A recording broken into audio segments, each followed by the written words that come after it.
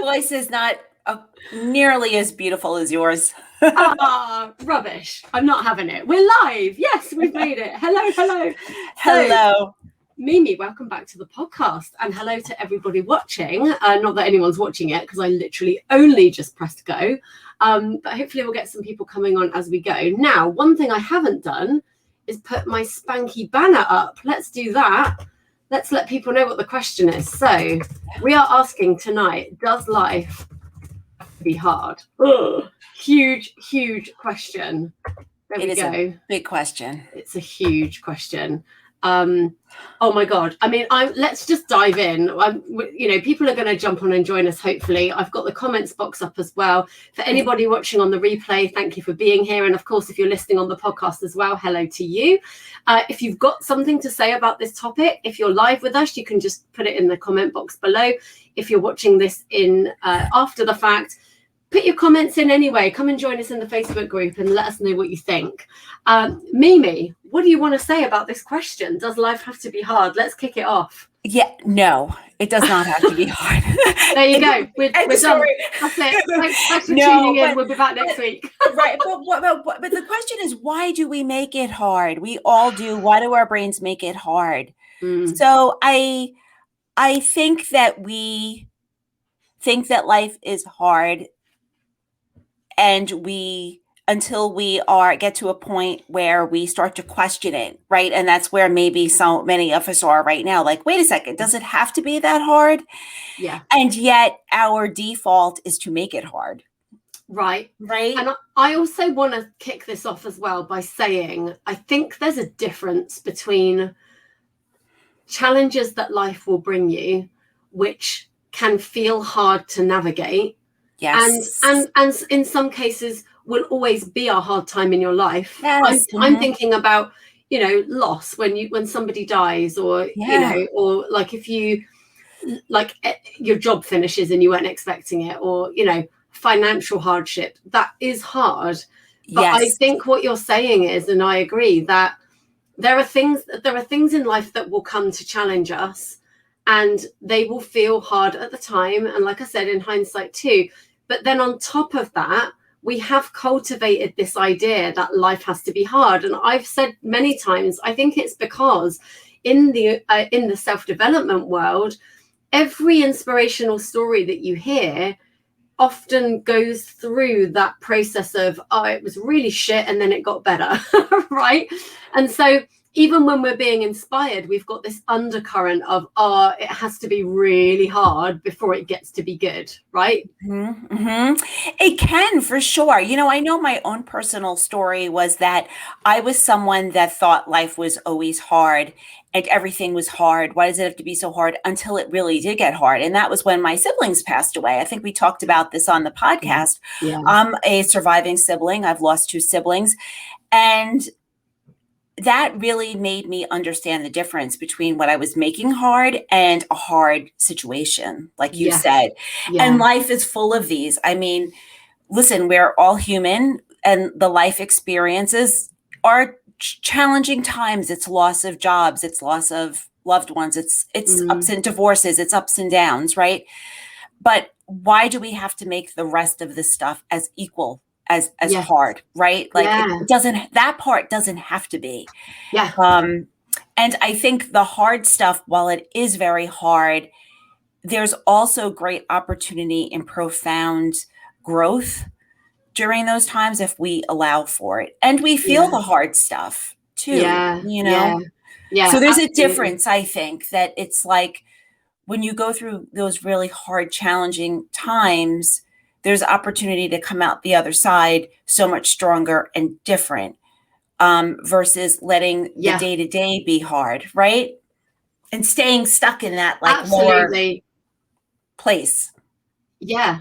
It's almost like, I think it's almost like, what's the analogy that I want to use here? It's like, because we know that life can be hard, and you see it in films, you see it in real life as well, you see people going through challenging times. Do you feel like it's almost a defense mechanism that we think, if I create difficulty around me, maybe those truly hard things will pass me by. Like maybe the hardship fairy will go, oh no, that person's got their fill, like let's not give them anything else, right? If and then, only. Yeah, and of course that isn't how it works. And so I know for me as well, this really came about a few years ago. I was invited to co-author a book which was called Notes to My Younger Self. Shout out to Kazia, because actually it was just International Women's Day. I think, was it yesterday or the day before?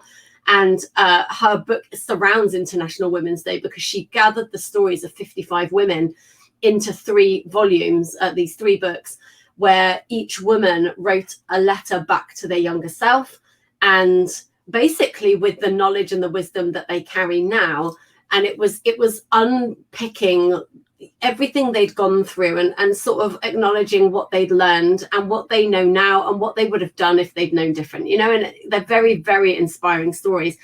And I was very lucky to be part of the 3rd volume. And I can remember when we first all got together on our Zoom, and Kazia, invited us to sort of share a tiny bit of our story. Very quickly, I felt inferior. Very quickly, I felt like, why am I in this book? Because my story was about, I don't want to downplay it, but my story was basically about the breakdown of an important relationship that it sucked balls. It is still one of the most traumatic things I've been through. But then when I was hearing the lady that was talking about her child that she lost, and somebody else who was talking about one lady was in an accident and the other guy died, and she had to live with that, right? When I'm hearing their stories, I was like, my story doesn't mean a thing, my story doesn't count. And I really got into a space of, I haven't had hardship. These women have had true hardship, like abuse at a young age, a whole family. Like one woman in our volume, actually, there were 2 women. One woman had, I think I'm getting this right, one woman had left the family home and she'd left her children behind. And another woman was someone whose mother had left. So it was like their stories were parallel. Yes. One was the child, one was the mum, but not each other's child and mum. Like they were telling their perspectives. And I was like, Jesus. And I'm just over here going, yeah, I had a friend who was a bit of a dick to me. That was it, right? And I was like, that. It reminded me of Bridget Jones. Have you seen the movie Bridget Jones? And I've read the book. She's in the prison, right? She's in the prison with all these women, and they're going, they're all telling their stories about, how awful their partners were because they abused them, and and they like made them take drugs, and then they were like, what did your big bad boyfriend do? And she was like, I don't really have anything to say now because I've just heard your stories. It reminded me of that. But I think that there is this belief that life has to be hard, and that somehow we're not like somehow we've cheated the system if our life is easy. Mm-hmm. And I think so many people experience ease and immediately get terrified by that. For those of you watching, don't be alarmed by this embodied hand. This little hand. This hand is attached to my 9-year-old. I thought I could hear something, and it's his iPad. What do you want, Leela? We're on a live stream, bud. This is going out live to the nation. No, to the world. It's going out to the world. International. Go on, off you go. What do you need? What do you need? I need some stone with pins ending with 4. Okay, well, that's not happening. Can you go and speak to Daddy, please? He's angling for his PlayStation at 9:15. My friend is in a stream who has 20,000 subscribers. I know, but it can't happen now. Off you go, please. Thank you. There's a good boy. So there are challenges, right? Hence, that's a challenge, right? But that's not hard, and right. And sometimes we make it so hard. And I wonder also if we use it, like you said, not even as will the challenge fairy jump over me, but even if we've been through the hard times, sometimes we are always just anticipating everything to be hard. Like that is something that I've had to work through, something that I work through, where I'm always positive that I always have a positive outlook. I believe in the possibility, but I also worry that something bad will happen. right? And so I'm always waiting for like they say the shoe to drop, right? Absolutely. Yeah. And I realize that that's something that is programmed into my brain, and something that I actively have to think a different thought, right, when that comes up, so that I can get myself out of that spiral. I think that's a great point. And I know for a lot of people that listen to this podcast and that watch these live streams, that's where they're at. They're dealing with things like anxiety, depression. And that's exactly what anxiety is. You're constantly waiting for the terrible thing to happen. Right. And sometimes you don't even know what the terrible thing is. You just feel this sense of dread and you don't even know why. Right. I think, the reason that I wanted to pose this question is exactly for the reason that you stated, that whilst there are going to be things in life that we can't control, and we are in no way trying to downplay the challenges that life can bring, and especially now, I mean, we're all going through a very challenging time collectively, right? Yeah, and actually, and even that's a great point, because I think even that, people have started to feel like, I shouldn't complain, like I shouldn't be feeling anxious, because I can find the gratitude in this and I can find the good things, but you should be able to feel what you feel, and it's okay to feel what you feel. And this is an unprecedented time. Like, we've never faced this. And I just think, the reason that I wanted to pose this question is, if there are any areas in our life where we can choose out of it, like you just said, choose out of that thought, or choose to pivot away from that. It's in no way downplaying things that might have happened to you, or real problems that might be on the horizon. But it's saying, for example, I'll use money as an example of this, right? Because money is something I've struggled with my entire adult life. And when I started to look into what that was and what I could do about that, and I got into a lot of money mindset courses and stuff, one of the things that all of the courses teach, doesn't matter who you learn from, they all teach the same thing. And that is, look at your money, know what's coming in, know what's going out, right? Just look at it. And that felt so hard. And when I eventually pulled up my big girl pants and did that, it was like, well, this just got really easy. Like, why did I do this? And then you go through this whole thing of, so why have I made it so hard all this time? Right. Let me keep myself here to punish myself for making it so hard. Let's make it hard for another 10 years. Right. It's a real struggle. Like, even now, I know the power of tracking my money. I know the power of budgeting. I know the power of paying attention to it daily. I know the power of, budgeting what I have. I know all of that. And I still don't do it at times. And then it makes my life hard. And that's kind of what I wanted to get to, because there are so many things that are in our control. Like, you can't, well, some people would say you can control, but you can't always control what money is coming in a given moment. There's certainly things that you can do to improve that over time. Right. But, if you're on benefits right now and your payment is, I don't know, £1,000 a month or £1,200 a month, and that's what you think is possible. Now, we won't get into the whole mindset of that could change. Like, there's a whole load of people that will teach you that. And I believe that too. But let's just say that you haven't even got to that point. It's still true that if you look at that money and you look at what's going out, you have choices that you can make about where that money goes, how you manage it when it comes in, how you conduct yourself through a month. So when I'm having a bad month where I'm not paying attention, I'm willy-nilly just buying hot chocolate here, like getting my car washed there, buying lunch every day that I don't need to buy when I could just make my own at home. Like, all of those, these are micro decisions that we're making that all like culminate in a big decision that ends up knocking you on your ass and meaning that you're struggling for money, right? Right. And there are so many things that we can do to pay attention to those nuances to make our life easier. And I think even with that knowledge, there's still a bunch of us that wouldn't do that. And I wanted to steer the conversation here because I think there is there's comfort in familiarity, even when what is familiar is shit.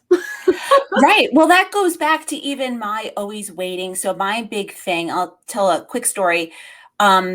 I have a business partner, and one day this was a huge wake up call for me. So I was working, I turned off my phone and my email, all that stuff. I was working, and I turned the phone back on, and they were urgent messages from her. Call me, I need to talk to you.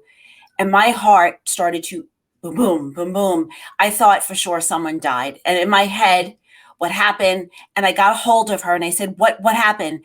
And she said, we're going to be on the Today Show. This was the best news. Like, I could, Today Show is a big deal in the United States. Yeah. And I was like, I was certain that something critical had happened, devastating. Yeah. And it got me to thinking that my brain is so wired. Like, so instead of something that could, I wasted a half hour, 15 minutes and got myself all worked up, convinced. And this was probably one of the most exciting pieces of news of my life. Yeah. And instead I chose to make this 15 minutes a nightmare because I was convinced that I was going to hear terrible news. I was shaking and right. And so that's a great example of me choosing to make it hard. Yeah. And that was a wake up call from me where I was like, what am I doing? Why am I choosing to make things, the most joyous occasions difficult? Yeah. Right. Yeah.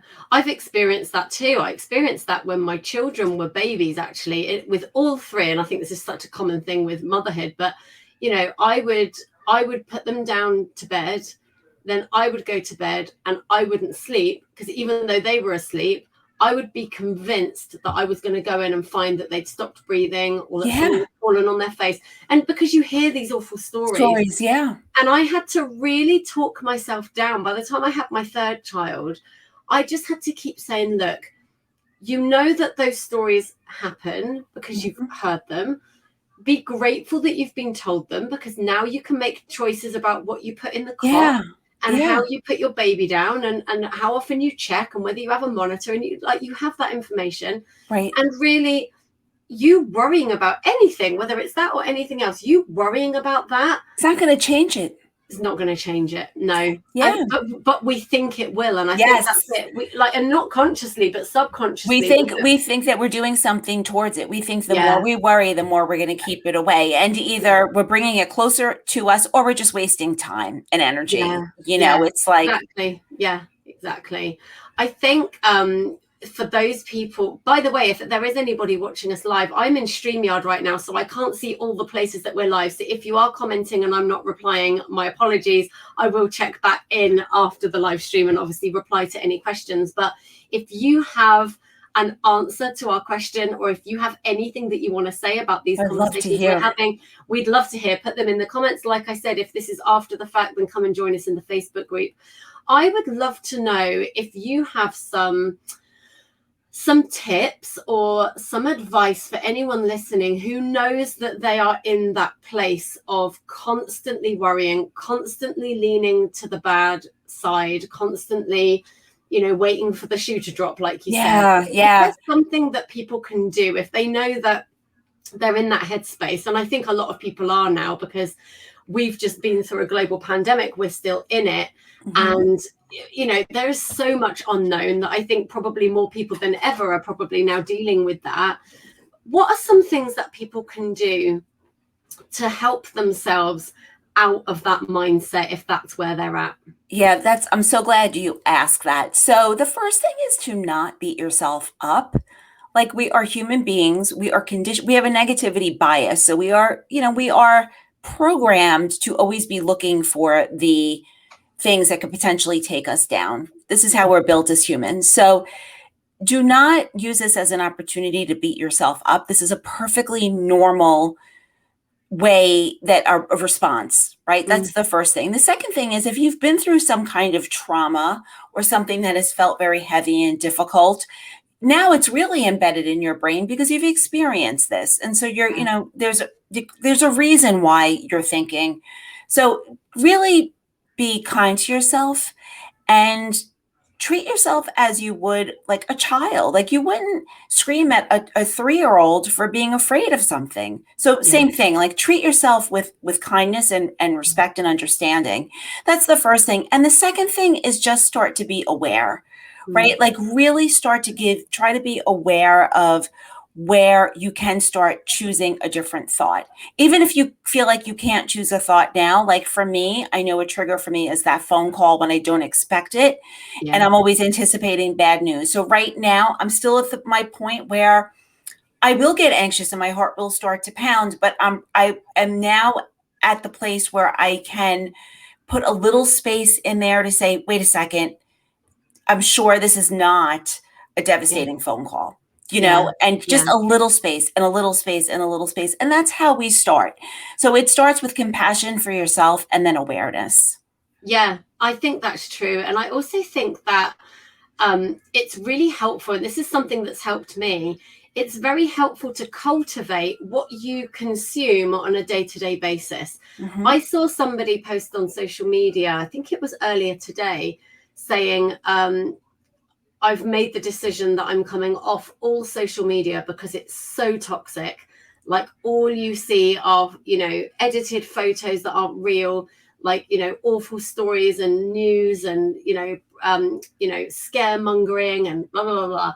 And I'm coming off it. And I remember reading that comment and going, wow, really? Because I don't see that on social media. But I think it's because I've very carefully cultivated who I follow and what I consume. And so something that helped me that I would also suggest for anyone listening is go and find the people that are living, breathing examples of the opposite of the thing that you're afraid of. So if you think life is hard, go find the people that are telling you it's not. They are embodying. And of course, these people are still living their life. They still have challenges. They've been through marriage breakdowns. They've had sick kids. They've had, businesses crash to the ground. They've been through bankruptcy. They've been through it. They're real people. I'm not saying go and find people that are going to lie to you and tell you that it's all golden. These are real people that have had real experiences and are saying, in spite of this, mm-hmm. This is what I'm now choosing. And I'm going to shout out Amanda Francis, Katrina Ruth, Vanessa Moss. These are all people that I have in my space. Nick Tillier and Courtney Tillier, all people that all have stories to tell about things they've been through that are now choosing a life that's phenomenal. And they're all authentic. They're all real. And, definitely check those people out. And, there'll be a million more as well. But you can, even that's a choice, right? Even that's a choice.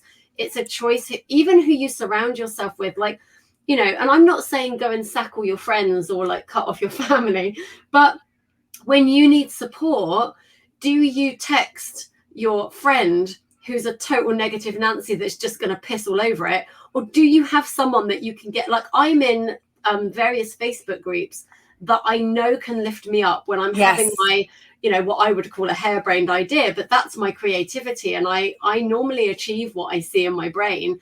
So I'm deliberately in places that when I go in there and go, hey guys, I'm going to do this thing, they're like, go on, Lily. Yeah, you are, because I know that if I tell certain people that I'm connected with, they'll just be like, oh, that's not realistic. You can't do that. Or what happens if this happens? Or oh, but what are you going to do? Blah, blah, blah. I'm like, no, I don't need to think about that.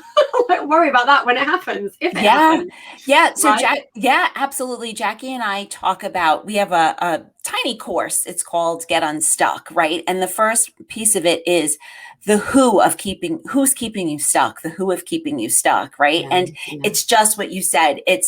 You have to take a really good look at the people around you. And there are certain people that will keep you stuck for a variety of reasons. Maybe they are just really afraid for you, my grandmother was that way. She didn't want me to leave the house because she was afraid something would happen, and because she cared. Right. But you have to, when you want to grow, you have to hitch your wagon to the people that are positive, because it's very easy to go the other way, especially when you're new and you're like, you haven't built that muscle yet. Right. And so it's, how do you get to, you have to surround yourself with those people to uplift you and give you the, it opens you up to the possibility.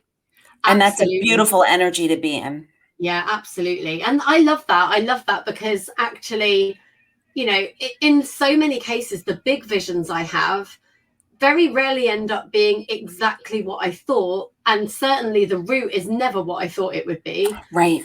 But if I just spoke those dreams out loud and got immediately shot down, I would never have the experience of all the other things that come in as a result of aiming for that. You know, it's that saying, isn't it? Like, aim for the moon and you'll land amongst the stars, or whatever it is.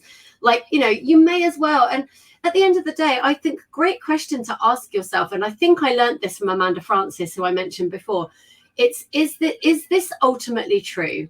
You know, this worrying thought that I have in my head. That's great. I want to start a business, but oh my God, it's probably going to fail, and I'm probably not going to get clients, and I'm probably going to end up bankrupt. Is that ultimately true? Well, for a start, you don't know, because it didn't happen yet. And can you find a bunch of people that have had failed businesses? For sure. But guess what? You can also find a bunch of people that are living dream lives because their business took off, right? I just think, you know, you do have that choice. And I think, you know, if you are in a place right now where you're feeling that struggle, that's a great step to take. Is just, first of all, awareness, like you said. And then second of all, okay, well, now I'm aware. What can I change? What is in my control? And something that's in your control is who you surround yourself with, and what you choose to read and what you choose to ignore. Yes, absolutely. Absolutely. I mean, really take a critical look at everything around you. What are you watching on TV? What music are you listening to? What podcasts are you listening to? You know, for every negative thing out there, there's a positive. I believe that. And so you need to make the effort to go out there and look for the positive. Absolutely. I mean, I can't believe that half an hour has flown by in this time. I know. I feel like whenever we must be connected at some other level, because whenever we chat, there's just an immediate, I feel like we've known each other forever. Yeah, completely. That's exactly it. And this is exactly what happens, isn't it? When you get together with a friend, it's like, where did those hours go? And this half an hour has felt like 3 minutes, literally. It feels like there's so much more to say, but I know we need to wrap up. So I wanted to thank you again for coming back on. You're welcome. It's been a pleasure. Amazing episode that was out this week. If you haven't caught that yet, guys, it's out on the podcast now.